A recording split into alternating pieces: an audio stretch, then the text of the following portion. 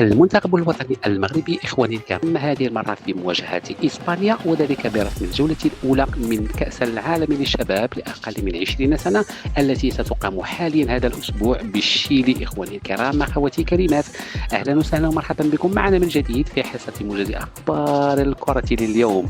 المنتخب الوطني المغربي الذي تأهل سالفا إلى كأس العالم لأقل من 20 سنة بعدما كان وصيفا في كأس الأمم بإفريقيا التي أقيمت بمصر، قد تأهل إلى جانب جنوب إفريقيا بطل كأس العالم كأس إفريقيا لهذه السنة.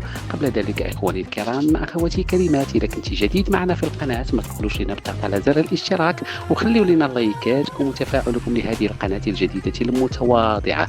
بسرعة نعود إلى الموضوع. المنتخب الوطني المغربي الذي جاء في المجموعة الثالثة إلى جانب كل من إسبانيا والبرازيل والمكسيك. الجولة الأولى سيواجه فيها إسبانيا وذلك في أمسية يوم 28 من هذا الشهر ابتداء من الساعة 10 ليلا بتوقيت المملكة المغربية الشريفة، وتنقل المقابلة على قنوات البين سبور HD 6.